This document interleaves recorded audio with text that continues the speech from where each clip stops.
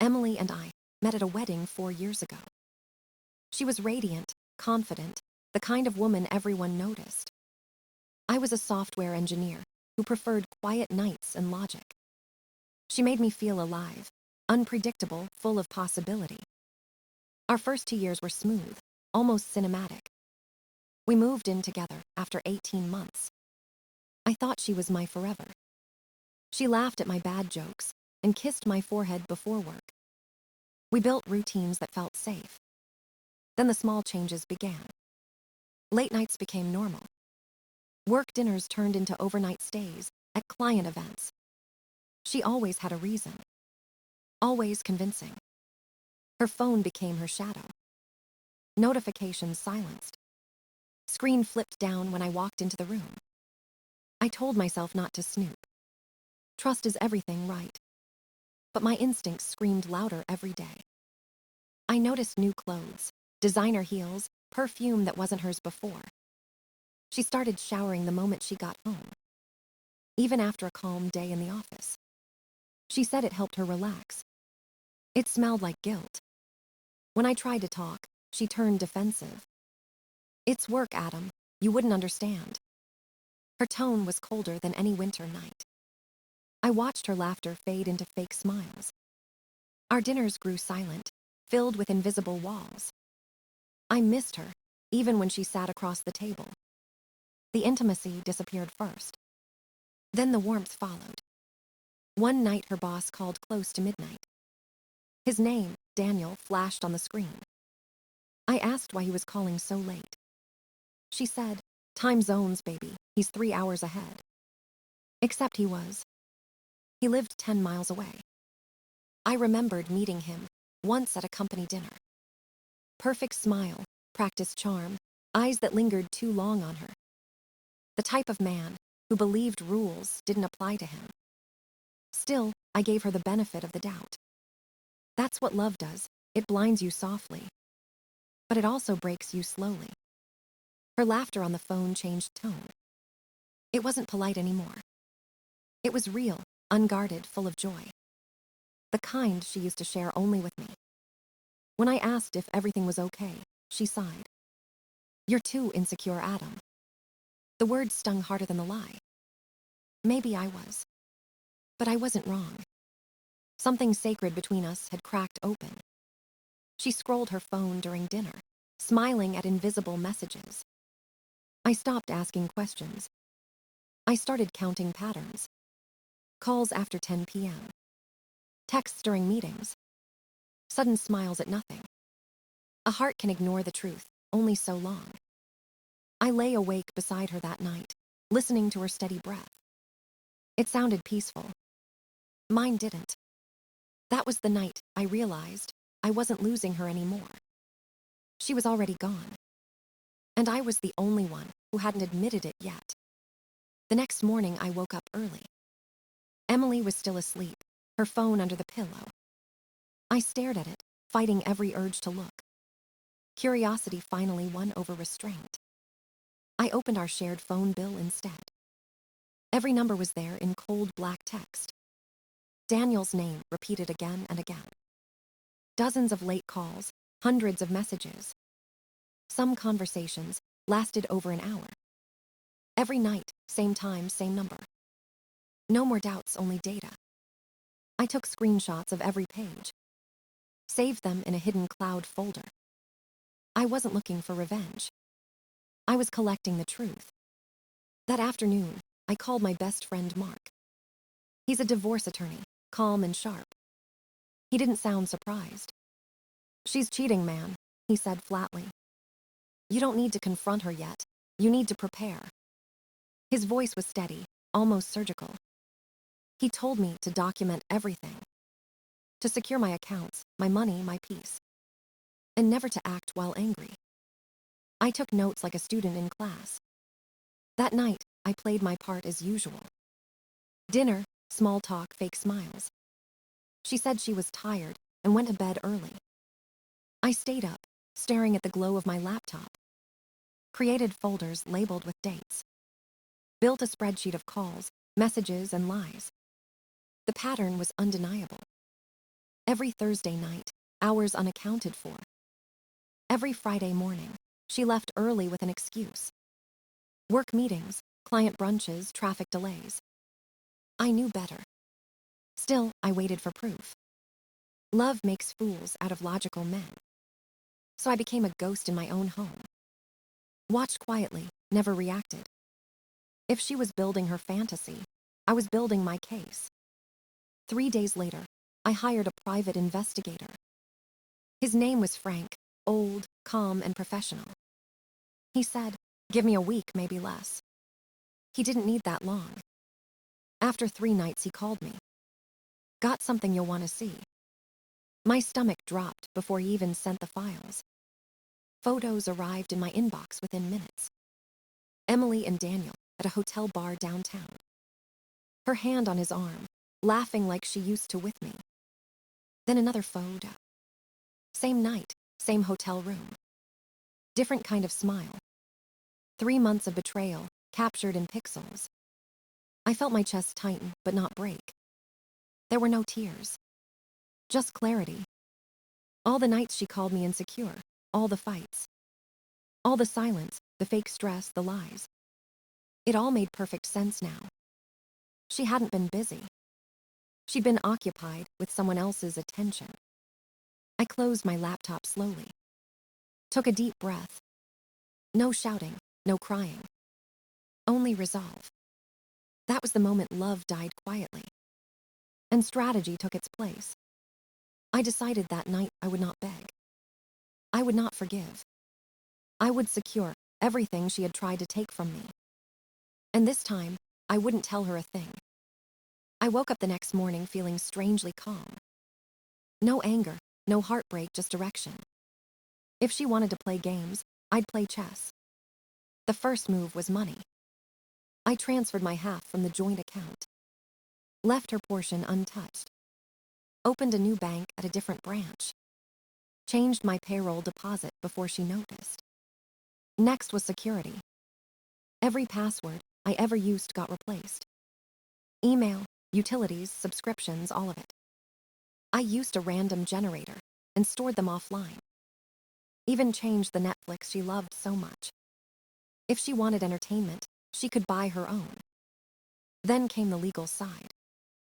I called my lawyer friend Mark again. He reminded me to get everything in writing. Ownership of the condo, proof of purchase, insurance. Every document went into a sealed folder. I stored copies in 3 different places. My home, my parents' house, and a digital vault. I wasn't just leaving her. I was erasing her access to my life. After that, I moved in silence. Came home late from work on purpose. Stopped cooking dinner. Stopped asking where she was. She thought I was distant. Good. She spent more time at work. I spent more time building my exit. I called a locksmith and scheduled a late-night appointment. Paid extra for same-day availability. Told him I'd call when ready. I organized every photo, every message, every excuse. Built a full dossier, like a detective in a movie. Timeline, screenshots, receipts, all neatly arranged. The truth looked heavier on paper. 3 months of deceit, packed into data. Each lie had a timestamp. Each "I love you" came hours after a hotel visit. The cruelty of detail was worse than the act itself. I stopped sleeping beside her. Told her I was exhausted from work. In reality, I just couldn't pretend anymore. Some nights she came home humming softly. Other nights, distant and quiet. I never asked which version was real. One evening, she kissed my cheek before bed. Her lips felt foreign. I realized I wasn't hers anymore. And she wasn't mine. 2 weeks later, I called Mark. "I'm ready," I said. He asked if I had proof. I sent him everything. He replied with one word: "Perfect." That night, I packed my essentials. Passport, birth certificate, hard drives, heirlooms. All gone from the condo before sunrise. She never noticed. She was too busy living her lie. I started counting down the days. The final move was close. Every plan was ready, every piece in place. I didn't want revenge. I wanted peace. And to get peace, I needed to close the door completely. She had no idea that the man she thought was asleep beside her was already gone, just waiting for the right night to disappear her from his life forever. Friday night arrived like a quiet storm. Emily said she had a team dinner downtown. I nodded, kissed her forehead, and smiled. She thought I was finally trusting her again. She didn't know I already knew the hotel name. The same one from every photo. As soon as the door closed, I called Mark. "It's time," I said. He arrived an hour later with pizza and silence. We packed her things one box at a time. Every dress, every shoe, every trace of her. Her perfume still hung in the air like guilt. We labeled everything neatly and stacked it by the door. I took off the engagement ring she once adored. Left it on the kitchen counter under the light. Then I called the locksmith. He arrived before midnight, efficient and wordless. The sound of the new lock clicking was freedom. I handed him cash and thanked him quietly. When he left, I sent the final message. "Your belongings are outside. Locks have been changed. We're done." No anger, no curse words, just closure. My phone started vibrating seconds later. 17 missed calls in 10 minutes. I silenced it and leaned back on the couch. Mark handed me a beer. "Feels good, doesn't it?" "Like fixing a bug that ruined everything," I said. We watched a movie as the phone kept buzzing. Her name flashing again, and again like static.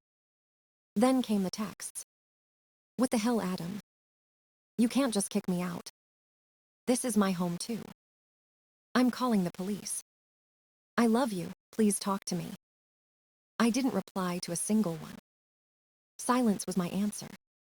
At 11:30, I heard footsteps in the hallway. Her voice cracked through the door, desperate and wild. "Adam, open the door, we need to talk." Then another voice. "Daniel." His tone was low, embarrassed. I looked through the peephole.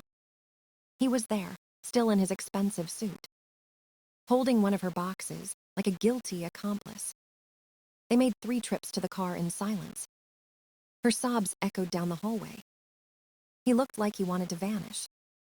When the last box was gone, so were they. I sat on the couch until the noise faded. No satisfaction, just relief. It was finally over. Mark stayed the night on the couch, just in case. We ordered breakfast in the morning and laughed. Not because it was funny, but because it was done. Later that day, I went to the police station.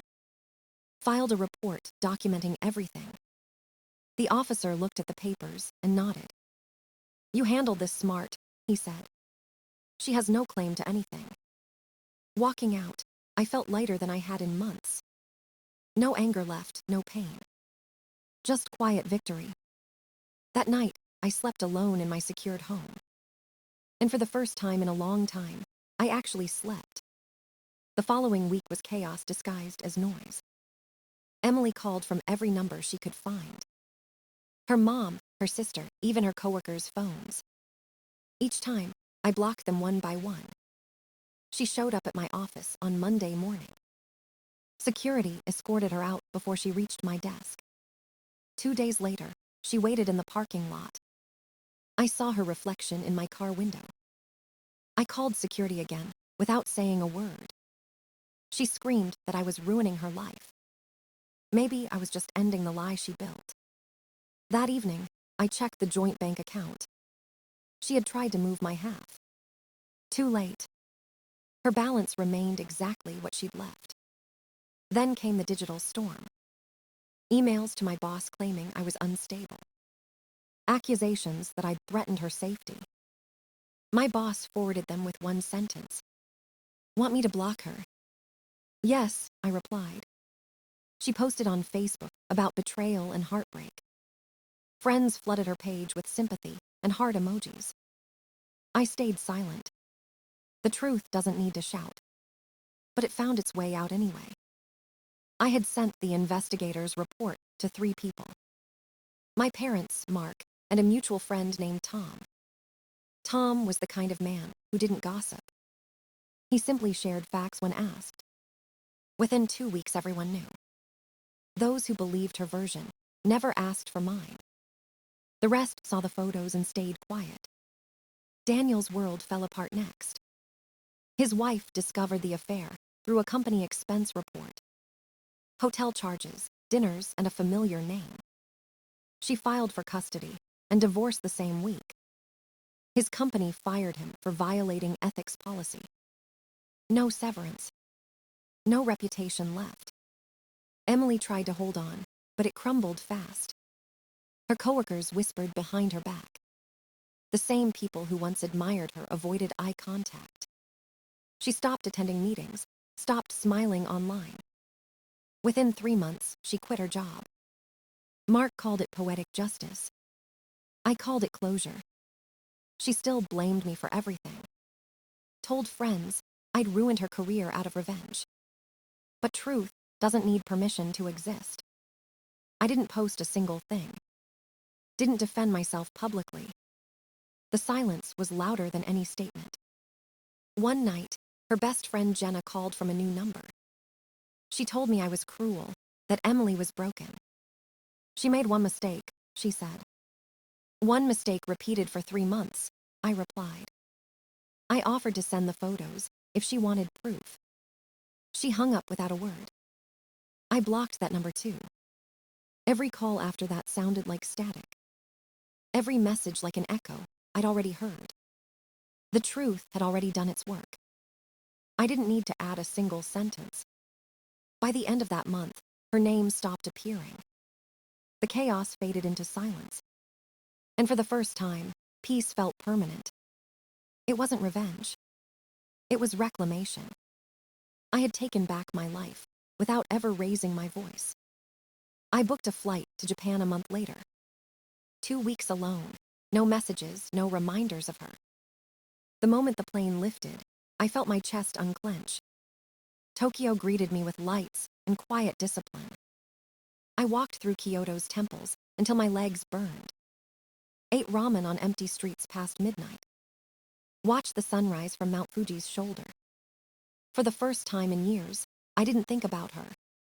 I thought about peace, and how heavy it had been to lose it. When I came home, the air in my condo felt new. I sold the old couch she'd chosen for decoration. Bought one that actually felt like comfort. Repainted the bedroom in a color I liked. Turned her side of the closet into my workspace. Set up my gaming PC and a small bookshelf. The silence no longer felt lonely. It felt earned. Work recognized my focus again. I was promoted to principal engineer in October. The raise came with a sense of closure. I celebrated by buying a new car. Nothing flashy, just something that was mine. Every mile behind the wheel felt like progress. Friends asked if I ever heard from Emily again. I smiled and said not really. The truth was she tried, constantly at first. Different numbers, fake emails, desperate messages. I blocked them all until the noise stopped. Months passed, and life rebuilt itself quietly. I slept well, ate better, laughed more. Even started dating again in small steps. A woman named Claire made me laugh easily. She showed up on time, listened when I spoke. No drama, no secrets, no phone flipped upside down. Simple kindness felt like luxury. I realized how much I had tolerated before. How much I'd mistaken chaos for passion. One evening while coding a new project, my phone buzzed. An unknown number. The message was short. I miss you, I've changed, please can we talk? I stared at the screen for a long minute. Not because I was tempted, but because I was. I deleted it without replying. Didn't block it immediately this time. Just let it vanish into digital dust. Sometimes letting go isn't loud. It's the quiet act of not answering. I looked around my apartment that night. Everything felt intentional, secure, peaceful. My reflection in the window looked unfamiliar. Not broken, just rebuilt. People still said I was cold for what I did. Maybe they were right. But love shouldn't feel like surveillance. Trust shouldn't taste like doubt. Emily once called me insecure. Maybe I was. But that insecurity saved me. It taught me to listen to silence, to act when words turned into lies. Now every door in my life locks with ease. Not to keep others out, but to remind me that everything I need is already safe inside. And that's the kind of security I'll never apologize for again. 9 months passed since that night. Life moved forward quietly, like it always meant to. No drama, no noise, just peace filling the empty spaces. I learned that closure isn't something you chase. It's something you create when you stop running. Emily became a story I no longer needed to tell. A chapter I could close without bitterness. My home felt like mine again, steady and still. Every corner held only my own memories now. Sometimes people ask if I regret how I ended it. I don't. She had months to tell the truth. She chose lies every time. I simply chose myself. Love without respect is just self-destruction with perfume. I secured my money, my mind, and my heart. And in doing so, I found something stronger than forgiveness. Peace. One final message came from an unknown number. I'm sorry, I've changed, please talk to me. I deleted it without hesitation. No hate. No emotion. Just silence. Sometimes being insecure isn't weakness. Sometimes it's survival. And for me, that insecurity became freedom. Because now, everything that matters is finally secure.